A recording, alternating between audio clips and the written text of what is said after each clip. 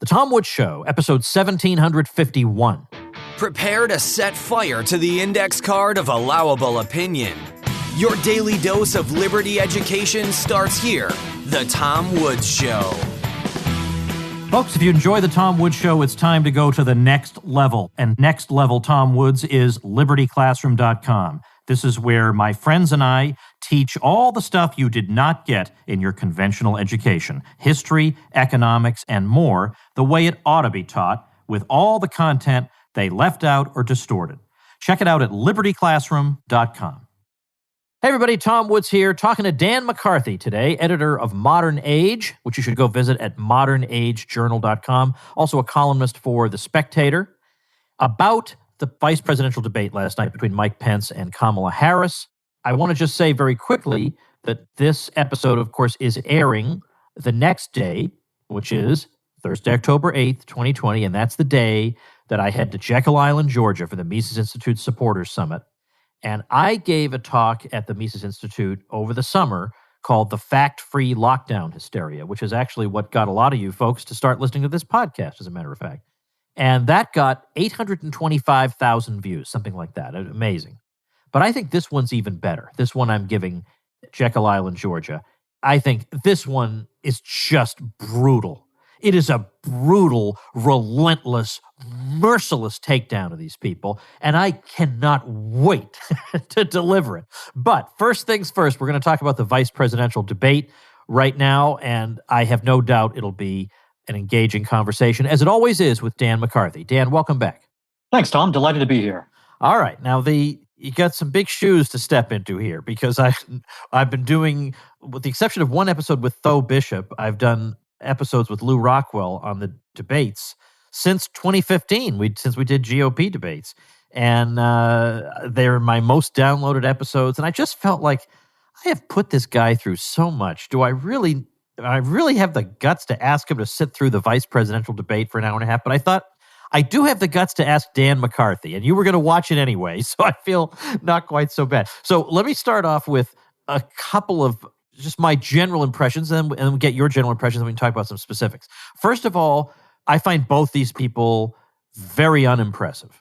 I have to say that when Pence was, when I first saw him speak to the country as part of the coronavirus task force, I was actually very impressed. And I think a lot of Americans had never really heard him speak before, and they had just heard that he was some theocratic nut job, was the impression they got.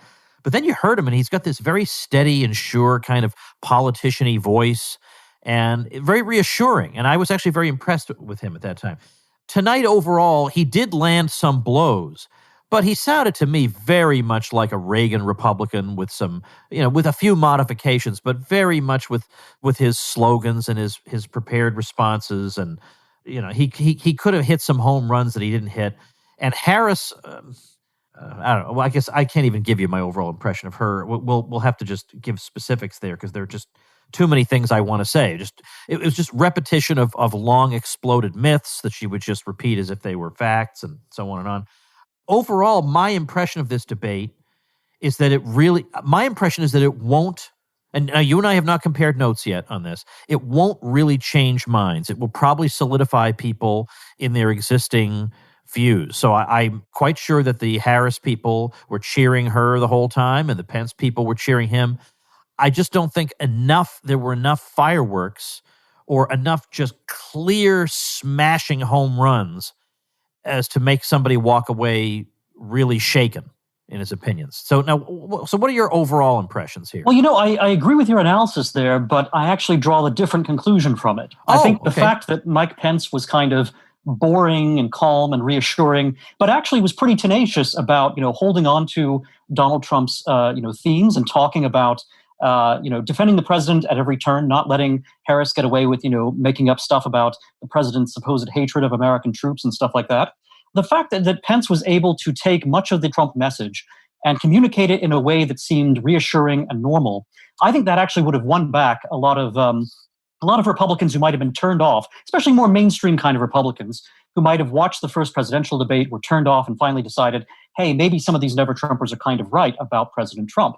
I think also there are a certain, sort of marginal number of voters who don't have their minds fully made up, They're not, really left-wing or right-wing, and so they, kind of drift a little bit. And tonight they would have looked at Mike Pence, they would have said, okay, this guy is an adult.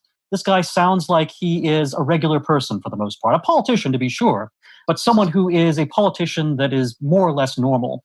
And I think they would have looked at Kamala Harris, and they would have said, well, gosh, if what she says is true, America is a total living nightmare right now. And since I don't think the America I live in is this horrible nightmare scenario that she's painted, I think Mike Pence is therefore, much more representative of the America that I actually live in. So Pence, by being boring and by being sort of normie, I think he actually did very well with this debate. And the contrast it provides with the last debate does help the Trump team a little bit. All right, let's talk about some specifics. Now, I also thought of that perspective, that this is a guy who is, despite his establishment credentials, is nevertheless faithfully reproducing the Trump message, but doing so in a not very Trumpian way, and that could be reassuring for some people. I just felt like there were too many times when he was asked a question, and he spent too much time saying, thank you for asking me that question. That question really takes me back to, and you say, oh, come on. Why? This is so transparent. Can't you just get to the answer? I mean, it sounds like you're evading the question when you give that kind of politician-y, I'm going to take 3/4 of my answer to not answer, and then go on from there. Now, they both evaded questions. Neither one of them answered the question about, have you had a discussion with the presidential figure on your ticket about the transition in case anything should happen? I mean, neither one of them answered that. Harris definitely did not answer a couple of very important questions. The two questions I noticed that she clearly sidestepped were, would you impose more lockdowns and or a nationwide mask mandate? Yes or no? Would you do that? We don't get an answer to that. And we'll talk about that. But secondly, the court packing thing. Here, Pence was at his best because he was relentlessly asking her, if you don't get your way, and if Barrett gets nominated, will you pack the court with people to make the court, rule your way? If you don't get your way, will you pack the court? And she hemmed and hawed and had some cutesy little historical anecdotes. But he was saying, look, I just want an answer to my question. And of course we never got it. What was your thought about those? No, I totally agree. The Biden-Harris campaign is predicated on two things. First of all, the myth that Donald Trump is personally responsible for every single one of the 200,000 COVID-19 deaths in the United States. And of course, by implication, that as soon as you elect Biden-Harris, you're going to have, 0 deaths, right? I mean, that's kind of where this whole thing is going. They seem to be saying that they are personally the vaccine that is required in order to stop the virus, which is obvious BS. And, every voter who stops and thinks knows that, but everyone is so buffaloed by the mainstream media reinforcing this idea that Donald Trump is personally responsible for COVID-19 and all of its deaths. That allows the Democrats to get away with this kind of bizarre witch doctor messaging, right? This idea that, you're going to have some magical different result if you get Biden-Harris in office instead of Trump-Pence. And of course, that was the very first question of the evening. Kamala Harris was asked, what are you going to do differently from what the Trump campaign has been doing, from what the Trump administration has been doing? And she didn't answer that. She said, well, we're going to have some contact tracing and we'll have a vaccine. Well, golly gee, that's so different from what I've been hearing from Pence and Trump, right? I mean, the reality here is that, a novel disease like this is not, government is so terrible at solving any problem. The idea that government is going to have a solution to a novel disease like this is just far-fetched. So, if it happened under Obama, it would be a massive scandal. He'd be hurt. Republicans would be attacking him for it. As it happens, it's occurred under Donald Trump, and therefore the Democrats are getting an enormous political windfall out of it. But the real substance of this is nobody has a plan. Nobody can do anything about it. And, I get really sick of, I was actually, while I was watching the debate, I was doing occasional spot commentary for the Canadian Broadcasting Corporation. And, there are all these questions you get asked as a conservative commentator on television, where they just assume the sort of dominant media narrative, which is also the Democratic narrative. So they'll ask you, well, isn't it a shame that, you've got all these deaths in America, whereas Canada doesn't have nearly as many deaths?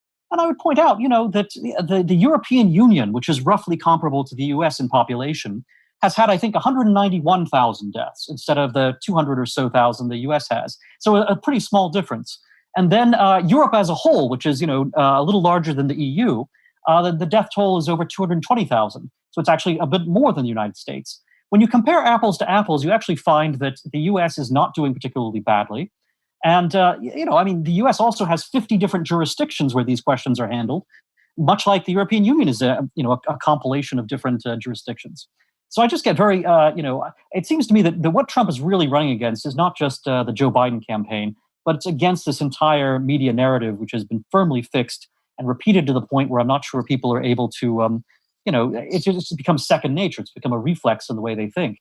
And I don't know what Trump or Pence could possibly do to break out of that.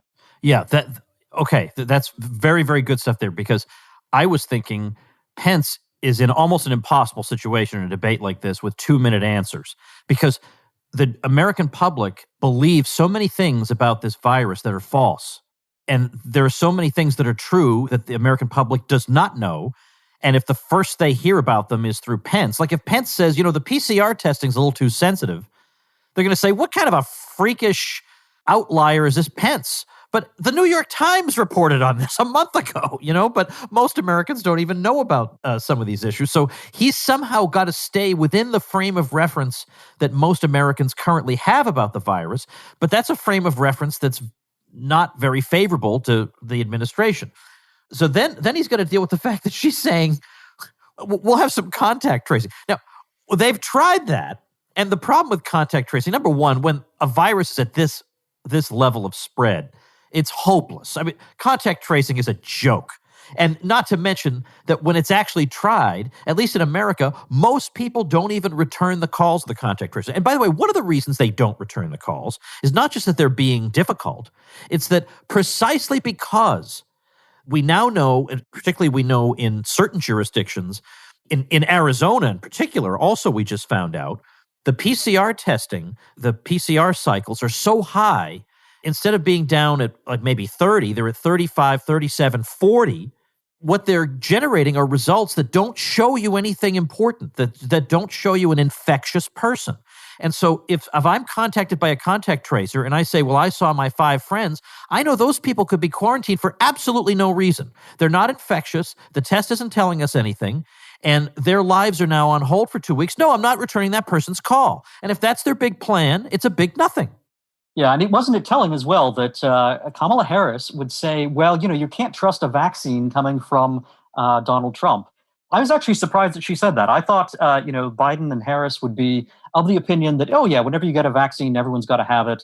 And in fact, there is this degree of political suspicion. They claim to be, pro-science, but if the science agrees with Donald Trump, they're not going to go for it. So I thought that was an interesting sort of, it cut across perhaps expectations about, vaccines and the attitudes people might have. One actually finds, I think, both on the left and on the right, there's a mix of attitudes and a suspicion that vaccines are going to be politicized in a way that will lead to a lot of concerns. I mean, there was a vaccine, I think it was during the Ford administration, that was kind of rushed out and administered to a lot of people, and it turned out to create a lot of side effects, and it was really quite a disaster. So people are right to be cautious. But I thought it was interesting that even Kamala Harris, who says on the one hand that she's going to do whatever the scientists tell her to do, she then says that, well, but if Donald Trump is also saying it, then she's going to think twice about it. One of the side effects of the early numbers that were thrown around about possible deaths in the U.S., and the number that was thrown around was possibly 2.2 million people, and Pence cited that number tonight. The upside of that for the Trump people is that, yeah, I'm sure that was a wild overstatement. And I feel fairly certain and confident we could say that the reason that we had the outcome we had is not because they locked down for a while. And I mean, I'm pretty convinced of that. But since that is the number that the left believed, 2.2 million, that's what they were telling everybody, and the panickers were all saying 2.2 million. You're going to live by that figure, you're going to die by that figure. Because if that's the figure you're going with, then all Pence has to do in the debate is say, well, then according to you, we saved 2 million lives, not a bad record. Yeah, and one of the things that worries me about this whole soap opera, basically, about COVID-19, I mean, yeah, it's a very serious disease. You want to avoid getting it, but there's very little that politicians are able to do. And the fact that this question sort of overhangs everything and dominates the discussion, it causes people to stop thinking about the long-term consequences of the actions that are being put in place right now in order to address COVID-19, including the massive spending that we have right now. And that's going to have tremendous consequences for the debt, for the sort of constraints on the growth of our economy as we try to get out of this. I really wish more time had been spent during this debate talking about what it looks like for an America that's recovering and that has to sort of reverse the damage that's been done by the counter-COVID policies that both this administration and the Democrats have been pursuing. And that question, of course, just goes unasked. Well, here's, I think, a major problem that Trump and Pence face. They've got only a month until the election. And it's only now, I mean, I don't remember exactly when Scott Atlas was brought on, but that was a good move. But it's only now, I guess maybe you saw, Dan, the so-called Great Barrington Declaration that just came out, by which three quite eminent scholars, epidemiologists and public health people, Martin Kulldorff of Harvard Medical School, Sunitra Gupta of Oxford, and then Jay Bhattacharya of Stanford. And then they got a whole bunch of other signers. Now they got thousands and thousands of medical people signing it, and probably close to 100,000 people in the general public already in just a matter of a couple of days, basically urging a different approach and saying that lockdowns are catastrophic in their consequences and that it is outrageous that so-called public health officials would think that it's in the interest of public health to be monomaniacally dedicated to just one end, when public health is the synergistic interaction of many different needs and requirements, and it's not just eradicating one thing, especially when you can't eradicate it. And so they now are on the offensive, saying we need a non-lockdown approach. We need to restore normal life. We even need to restore the arts, because as Professor Gupta of Oxford said, what are we alive for in the first place anyway, if we're going to take all these things away? If Trump had 6 solid months to hammer away at this theme and get these three at press conferences day after day after day, maybe he could get through to enough of the undecided American public to have them say, maybe we should get our lives back. But I think now it's really, really tough to make that case. But yet I do at the same time feel like he has to somehow make the election a referendum on, do you want your life back or not? The question is, are there enough voters who want their lives back? That's a really good question. And, the fact that Donald Trump is back in the White House and going back to work, despite having, announced having the virus last weekend, that sends a certain signal. And of course, he's being hammered and just slaughtered by the media for going back to work. But, this is something that I would think that if Americans still have a degree of self-respect, if they still believe that there's, more to life than simply cowering in fear of this, sort of tiny little virus that they can't see. I think Donald Trump has said some jokes about that. If there's more to life, then you have to start taking these risks again. You have to be willing to say, look, if you're healthy, if you don't have a lot of pre-existing conditions, then chances are you can, survive getting this virus. That doesn't mean you should be reckless. It doesn't mean that you should be indifferent to it. But it does mean that you ultimately have to balance, the risks involved with, the costs that come into play by shutting down the economy, by not seeking treatment for other diseases, and the enormous psychological toll. I mean, suicides and, indications of despair have also gone up because of this lockdown, because of what we've done. And, the lingering effects of this shutdown are going to be with us for a lot longer than the virus itself, probably. I mean, who knows with the virus? But people are going to be psychologically changed from this, now basically 9-month-long experience. And it's going to be enormously damaging. And I agree. The time is running out for Donald Trump to do anything about it. Even if he had more time, I think that it would be extremely difficult to get the message out because the media is 1,000%, in tune with the Democratic Party right now in terms of all of these issues, right? I mean, certainly COVID, but also the Donald Trump taxes thing, which first of all is not really true. The whole $750 thing, there are a lot of holes in that claim from that New York Times story. And yet it is absolutely conventional wisdom, not only in the US media, but as I say, I've been doing some, media in other parts of the English-speaking world. And it's the same thing. I get asked the same thing by the host. What about this $750 tax liability that Donald Trump wound up with? The whole thing is full of holes. Tax lawyers can point out why this is not really legit. And Donald Trump has explicitly said that it's not correct. And yet the media has, this simple talking point about $750. And it's impossible to get around that, and it's impossible to change the narrative once that's been embedded. So what we're really seeing here is that, in some ways, a populist presidency like Donald Trump's cannot survive on its own without a real profound shakeup, not only of our political system, of the two parties, but also of the mainstream media and a lot of other institutions which are fully, behind sustaining the elite and the establishment in this country. Yeah, exactly. And the fact that somebody like a Harris would say, and look at all the figures we have who support us, and they're all establishment hacks. I just fear there aren't enough Americans who would correctly understand that, which you should understand that to mean, okay, these are therefore the last people in the world you would ever want to vote for. That should be the way you think about it. I don't think a lot of people do think about it that way. Do you think Harris landed any serious blows tonight?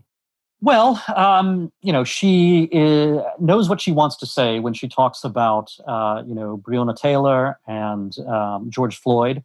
And again, there is an established narrative which says George Floyd is only dead because of the way he was restrained by the police, which is something really that's going to be determined by, the jury process, as opposed to something that we can entirely know right now. And, the way he was restrained is obviously not something that we like to see applied to anybody. It's something that, is very disturbing to look at. But on the other hand, George Floyd also had a lot of things in his system that were pretty bad.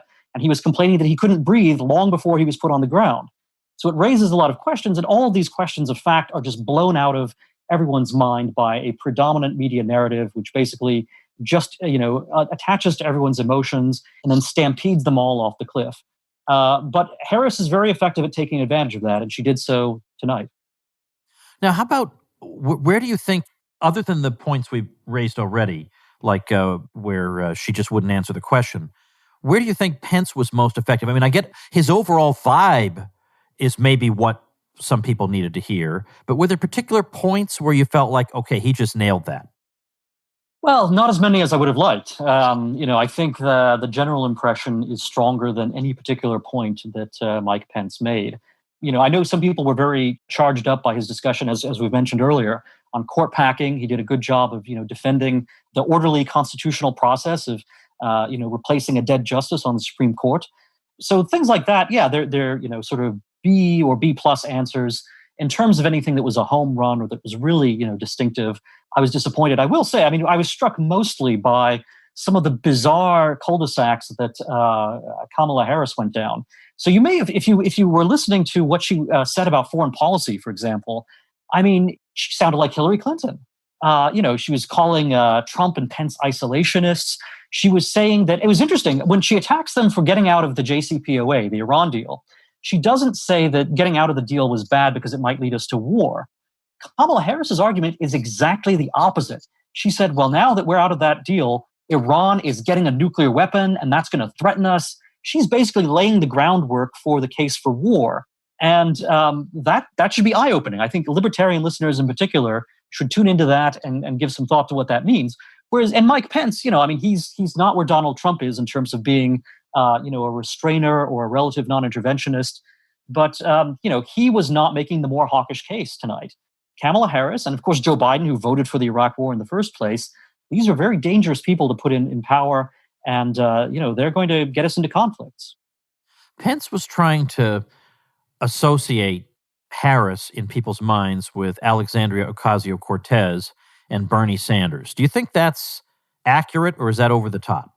Well, I just don't think it works. A lot of people don't know who Alexandria Ocasio-Cortez is. she's, high profile if you're on the left or if you're on the right, but a lot of people in the middle are probably not moved by her name. And then Bernie Sanders, Sanders is the guy that Biden beat for the nomination. It's kind of like saying that, you're getting George W. Bush or Jeb Bush if you vote for Donald Trump. There's some people who will follow that kind of logic, but most people who actually knew what happened are not going to be persuaded at all. Do you think next week's debate is going to be different? I really think, I don't think this is particularly original. I think that the reason for Trump's interruptions, which were far too many, it just didn't work. I don't think it reflected well on him. I think that was an attempt to try to rattle Biden, because I think he thought that he had a chance to do that on national television. It didn't happen. if you were instead of asking you to predict the future, if you were advising the president, how would you urge him to not behave differently, but what would you ask him to do differently in this debate in terms of his message or his manner? Let Biden ramble. That was Donald Trump's second biggest failing in the first debate. He would interrupt Joe Biden so often that Biden wouldn't have, the opportunity to wander off into cul-de-sacs all on his own. Because if Biden is, kind of left to talk about his policies or left to talk about anything unguided for more than a minute and a half, he winds up becoming incoherent, and the verbs and the nouns no longer, agree. And I think it would have been very embarrassing for Biden if he'd been able to go on. Whereas, Donald Trump, by interrupting him, wound up saving him. And of course, the primary damage that Donald Trump did by continually doing that was making himself look impatient, making himself look immature, and just really presenting a very bad, sort of image of himself as a president. So it's conventional wisdom, but I would certainly tell President Trump, look, I mean, first of all, yes, lay off, don't be as interrupting as you were last time, but also don't look at this as simply, kind of having to police yourself. Look at this as actually creating opportunities for Biden to go and stumble onto landmines, as he inevitably will if he's, left unguided. Well, back to this debate, who won, do you think? Well, Pence did. I think Pence, again, because he reassured a number of voters who would have been disturbed by last week's debate, and because he generally, was able to present, something at least in the galaxy of what the Trump and Pence campaign stands for, he was able to present that message in a way that I think was, reassuring and accessible to people who are much more sort of middle of the road than you and I are. And that's important. You do have to have, a voting coalition, an electoral coalition that's much broader than just the hardcore, sort of people, on your side. And so I think Pence made up some ground there. And Harris, I don't think she won over anyone who wasn't already a Biden-Harris voter. And so as marginal as the improvements that Pence might have brought out tonight may have been, there's still improvements, and that still makes him the winner. Okay, that's interesting. I couldn't quite tell, to be honest. I mean, from my point of view, because I agree with Pence more than I agree with Harris, yeah, I guess I thought he was the winner because I agree with him more, but I still felt like he was weak in parts where he could have been stronger. On climate change, it's just the way they framed that's impossible for anybody to talk about rationally in 2 minutes. But one thing he could have said is that what Harris and Biden want us to do would cripple the U.S. energy sector and the economy and make energy much more expensive for the average person and would accomplish nothing for climate change. Like, even if that is your concern and you do believe in it and you do think that it's man-made and all that, for the sake of argument, we'll stipulate all that, it would accomplish nothing because if China's still polluting and India is still polluting, no matter what we do in the U.S., the overall problem is roughly the same. So in other words, you want to punish and impoverish us for no gain. I'd like to say that. It's something simple that the average American can get. If you try to get into issues of the science or whatever, well, then you're going to look like you're a Neanderthal who doesn't understand that the consensus is blah, blah, blah. Don't even go there. Just do this. Like, okay, but the problem is if your plan is we should cripple ourselves for no result. That's your plan. And you wonder what was going on with debate preparation, right? So, I mean, with Donald Trump, you kind of understand that he's going to do or not do as much debate preparation as he wants. Mike Pence, on the other hand, he's this professional, polished politician. He should have been briefed on all of this, and climate change is an absolutely obvious question. If he didn't come up with a very good answer there, it's not only a bad sign for his performance tonight, but it actually shows you the way in which, sort of the Republican establishment is trending on this question, that they're increasingly unwilling to defend their own position on climate change, which means it's going to be defined for them by the left, and they're eventually going to concede everything. Right. He gave some answer about conservation being important. It sounded like somebody talking from like 1913. It just sounded tone deaf to me. It had nothing to do with what was going on. So at least he could have been briefed on that. But as you say, maybe that was deliberate because maybe that is a deliberate retreat on their part. I don't really know. I was actually surprised to learn, I don't remember who it was who said that they were at the debate prep with the president. Frankly, I was surprised to learn he had debate prep. I think everyone was. Yeah, because, I mean, for heaven's sake, the fact that he couldn't give an absolute home run answer about critical race theory. Oh, that was. What a missed opportunity. And he allowed Biden to interpret it as, well, we don't want to be insensitive and hurt people's feelings. I think we all agree on that. As if that is anywhere in the ballpark of what critical race theory is. Oh, it's absolutely insane. I mean, you've got this movement, which is basically a kind of Stasi-like attempt to monitor and shape the opinions and discussions of what goes on in every government agency, in every, sort of HR department, and then within every business. And yet Donald Trump, in addressing this totalitarian menace, what did he have to say? It was incoherent. So that was extremely disappointing and demoralizing. And that had been such a recent issue because his own administration had done great work in getting this critical race theory garbage out of these government agencies. It was a tremendous change that he brought about. And yet there he was. It seemed as if he didn't even know what his own policy was. And he wasn't prepared to defend it. Yeah. And I don't get, this really makes me crazy that you and I could come up with 25 awesome things he would say that would be absolute showstoppers. And doggone it, he won't say any of them, or his people prepping him don't think to prompt him with these things. Now, I will say this, my sort of, it's not a conspiracy theory, but it's the back of my head theory about what happened at that first debate is that the president may have already been feeling quite bad because of COVID. So the diagnosis comes in, 2 or 3 days later. I think probably at the time he was already feeling under the weather. And when you're feeling under the weather, you tend to overcompensate and you do a lot of things that are just not. Yeah, that's possible. We're feeling in your best condition. So I'm inclined to, cut him a little bit of slack maybe on that possibility.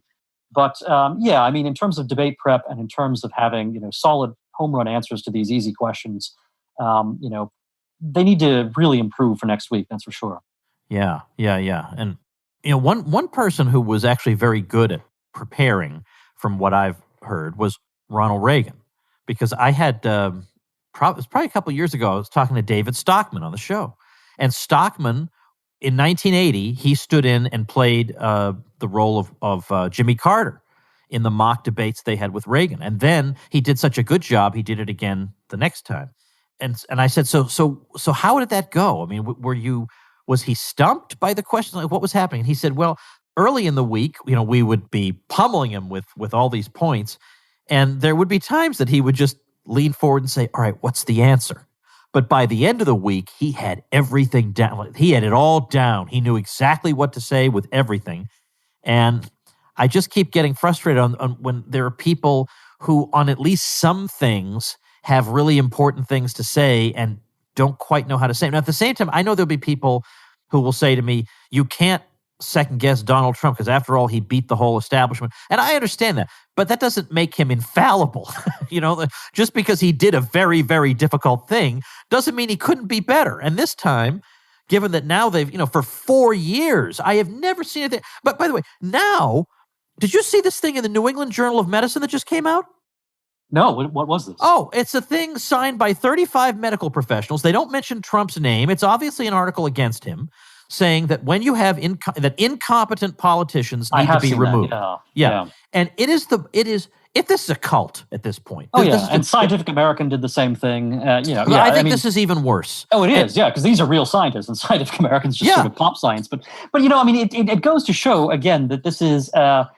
It is a complete establishment. It exists to enforce an orthodoxy at every level of power within our society, in corporate America, in the academy, in the sciences, as well as in the humanities, in the government bureaucracies, and in the two major political parties. You're not supposed to deviate a certain number of degrees beyond the established opinion. And Donald Trump has done that time and time again. And as a result, the entire establishment is aligned. They're not consciously coordinated. It's not like they have, Zoom phone calls where they all agree upon what their attack on Donald Trump's going to be. It's rather that because they are all tuned into the same wavelength in terms of how they think, what their presuppositions are, as soon as something comes out, it's the Donald Trump $700, tax bill, or it's, COVID-19, or it's, politicians ignoring scientists. Any of that is going to, immediately propagate throughout the entire class of the establishment. I'm probably going to write my newsletter about this New England Journal of Medicine thing, because it just makes me crazy that they're all upset about incompetence and the disease control has been left to the states. Well, that is the American system. Okay, so in other words, you're asking, what are you asking for? The president to become a dictator? And is that what medicine demands now?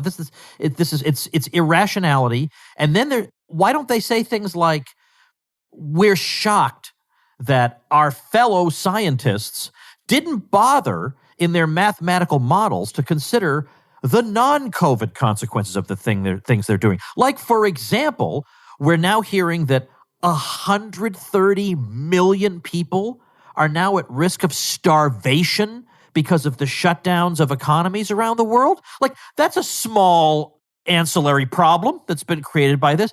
How did the public health bureaucracy not even bother to take that into account? Or not to mention the little petty tyrants everywhere acting not even remotely on the basis of science. Like Gavin Newsom, oh, sorry, we can't open Disneyland till the numbers stabilize. Stabilize? The hospitalizations are at 3% and stable, 3% of capacity, and the numbers have to stabilize according to him. Or near me, up north of me in Gainesville, Florida, in that county, there was the county decided that a private business could have one person per 1,000 square feet. Now, how'd they come up with that number? Was that through some scientific study? No, it was because a county commissioner said, well, we thought that would be easy math for everybody. So it's just voodoo. And there's no criticism of that coming out of the New England Journal of Medicine. And you have Gavin Newsom now saying that he wants people to put their masks back on after each bite when they are at a restaurant. I mean, there's no science behind that. This is just absolute, sort of nannyism, control of people. It's an attempt to, establish psychological precedents for getting people to do whatever you order them to do. And unfortunately, a lot of it seems to be working. Although I tend to think that, a lot of the overreach we're seeing right now, and it's all, folded in with the presidential cycle and everything, I think there will be a tremendous, backlash if Donald Trump loses and you get a Biden-Harris administration and the establishment, is popping the champagne bottles and, throwing parties as a result of, its kind of restoration of power. I think there will be an enormous backlash in 2022 and probably in 2024 as well, where people are going to, look at all of this and say, wait a minute, you guys could, bully us into believing certain things for 4 years when Trump was in office. But now that you're in power, we see that actually things have only gotten worse, or that they're, quite enough of a mess as it is. And I think people are going to have, basically, it was a warning to the establishment with Donald Trump in 2016 and with Sanders, both in 2016 and in 2020. And the establishment, rather than kind of heeding these warnings and saying, wait a minute, people are starting to lose faith in what we do, they now just want to go right back to business as usual and the status quo ante with Joe Biden. I think they're in for a very rude awakening. And they talk a lot of trash about, how Donald Trump wants to reject the election or whatever. I think if you keep seeing an establishment that refuses to reform itself when they get these shocks and these signals from the public, you're going to actually wind up with a much more dangerous situation in the long run, in 30 to 50 years. And by the way, this whole question of science versus the Constitution and what our elected system actually permits and what whose judgment it is that matters, whether it's voters and their elected representatives or whether it's scientists and experts, this is a regime level question. If our establishment really is of the view that you should never question the scientists, you should never question the people with credentials, they can't claim to believe in democracy. I mean, what they actually believe in is something much more like, the administrative system of the old Soviet Union, in terms of, well, the people who are Marxist, who understand the supposed economic science of Marxism, they are the ones who have the correct opinions, which cannot be questioned on every aspect of our society, and ordinary people are just expected to live with it. And for all the very great differences between our system today and Soviet communism, this same sort of intellectual hubris, which is very conventional on the left and something you see socialists and Marxists and liberal Democrats, social democrats, all of them, wind up going down this route, it's going to have tremendously negative consequences. And it's going to be very damaging to democracy and self-government, even in its already kind of, shabby and damaged form in this country. It's going to get a lot worse if this is not corrected very soon. Well, even though this is almost a cliche of the right wing, it is true that you can see the left's view of, democracy is the last thing in the world I care about, really. But in terms of these people who claim that it's their most sacred value, obviously the way they handle the Supreme Court goes to show that is obviously not what they believe in. Because when people were crying in the streets over the death of Ruth Bader Ginsburg, what are they crying about? I mean, okay, some of them admire her principles or whatever, but what upsets them is the prospect that maybe major issues of American social policy won't now be decided by a 5-4 majority of lawyers. That seems to be their big principle. I'm going to go out in this crowd and hold a sign on behalf of the cause that our major issues should be decided by a 5-4 majority of lawyers. That basically is what they're saying, whether they realize it or not. That's what they're saying. That is a very strange principle to go out and protest for, but that is what they're protesting for. That's what they're protesting for. And what they want is a kind of managed democracy. So they want elections just to be a confirmation of the decisions that have already been made by the elite. And really what that is an oligarchy that is just receiving, an image of a democratic imprimatur on top of it. I mean, it's what you see in all of these, sort of shaky regimes out in Eastern Europe and the former Soviet Union, where, some dictator has been in office for generations, and election after election confirms that, yes, 90% of the people want him to be in office.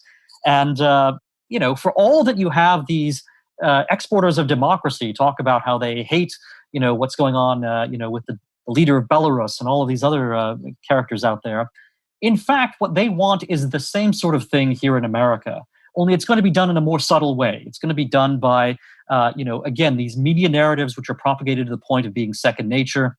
It's going to be done by destroying any kind of local self-government and making everything subject to kind of these, you have so little power within the larger, sort of pseudo-democratic national numbers, right? I mean, if you're one vote out of 300 million or so, that's nothing.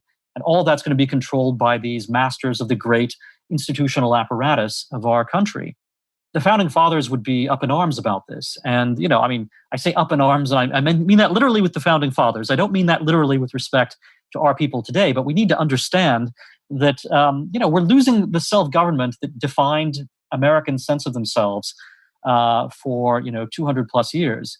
And we're losing it incrementally, step by step here. And, Donald Trump, for all that he may be distasteful to many people, he was a reaffirmation of the idea that the American public actually gets to break ranks with their betters.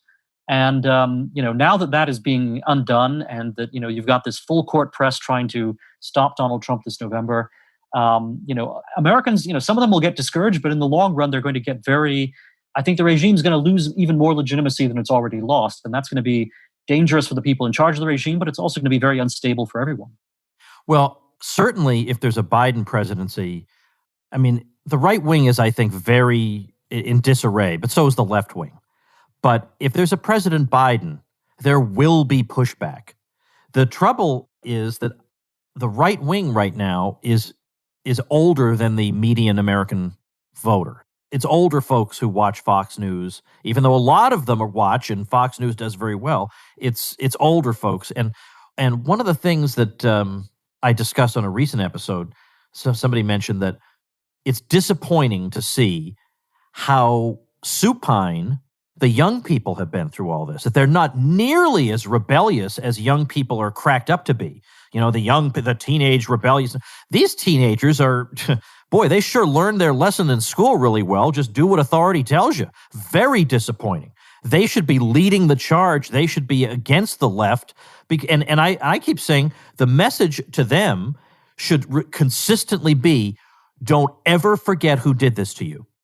I gave the example, it seems like a trivial example, but in Connecticut, where it's blue state, we just do what the stupid governor tells us. There was a huge demonstration in favor of letting the kids play high school football. All the high school football players. It was a huge demonstration, and they were chanting, "Let us play," because for everybody's safety, of course, we can't have high school football according to the science, right? And that to me was very encouraging. And my message to them would just be, don't. Because I get the feeling they probably have the sense they don't read scientific papers, but they know a rat when they smell one. And my message to them would be, just don't ever forget who used pseudoscience and voodoo to take away something that means something to you. I don't know if that message works. Yeah, the young people have been inculcated with an incredible amount of passivity, and it's shocking. I mean, you don't see any of the kind of youthful rebellion against, sort of an overweening establishment that you saw in the past. Now, and not only that, by the way, it's not just passivity, but also I think that and again, I don't want this to sound like a conspiracy theory. I'm not saying, that this was cooked up by some, sort of evil genius in a lab or something. But if you look at what has been psychologically done to young people in terms of forcing them to kind of reject any kind of natural identity that they may have, whether it's sexual or otherwise, in terms of sort of inculcating in them this sense of extreme sensitivity. I mean, basically what we're doing is we're taking all of these things that used to be seen as indicative of psychological, sort of neuroses or pathologies, and we're now making these the norms. And it's happening in schools, it's happening in popular culture. And I think what it's done is it's created these young people who really they feel such existential confusion and dread and fear that they are very susceptible to and easily molded by these controlling powers, by the media and by schools and by an administrative government. And the other problem is that the people who reject that are often pathological in the opposite direction, where they are just sort of reacting with such as kind of visceral antipathy towards anything that's coming from the controlling side, that they wind up being sort of rather unbalanced themselves. And I think that's what fuels the alt-right, and it's what fuels a lot of the the craziness that we see. And you see the incel movement is kind of a mirror image of what you see happening with the left's loss of sexual identity and so forth. All of this, I mean, it's this horrific psychological experiment that's been perpetrated on Americans of a younger generation. Now, I will say there is a sign of hope, however, because the young people I encounter who have not succumbed to this are far tougher, far smarter, and I just have much more confidence in them than I had in anyone of my own generation. So they may be, a smaller remnant, a smaller minority than in the past, but they actually seem to be, very well educated, very, very, strong in character. And I actually think that, if we'd had even a handful of these people 20 or 30 years ago, in the days of Pat Buchanan and the days of, some of the, controversies over George W. Bush in the Iraq War, that we would have gotten a lot farther than we did back then. Well, Dan, I appreciate your time talking to me on this. We're actually recording this, everybody, immediately following the debate. So we're just on the verge of hitting midnight after the debate. But since Dan and I are both night owls, we're really at our best right around this time. I wish I'd known this about poor Dan, because I've been having this poor guy record with me at like 9 a.m., which is like for the two of us, like the middle of the night. This is not when we're at our top form. It's like Trump on COVID or something. But now it's a little bit better. I, of course, want to urge people to check out modernagejournal.com. Dan is the editor of Modern Age. I just, when I was a young kid, I just never imagined that someday I would just know the editor of Modern Age. Like, to me, Modern Age was like this amazing institution that I've read old issues and I just loved it. And it was venerable and has this great pedigree. And now here it's Dan McCarthy talking to us about the debate. So thank you very much, Dan. I appreciate it. Thanks, Tom. I really enjoyed it. All right, everybody, if you don't yet have my free ebook, Your Facebook Friends Are Wrong About the Lockdown, go pick it up at wrongaboutlockdown.com. Or in the United States, you can just text the word lockdown to the number 33444, and you get that free ebook delivered to you. I'll see you tomorrow. Become a smarter libertarian in just 30 minutes a day. Visit TomWoods.com to subscribe to the show for free, and we'll see you next time. Like the sound of The Tom Woods Show? My audio production is provided by Podsworth Media. Check them out at podsworth.com.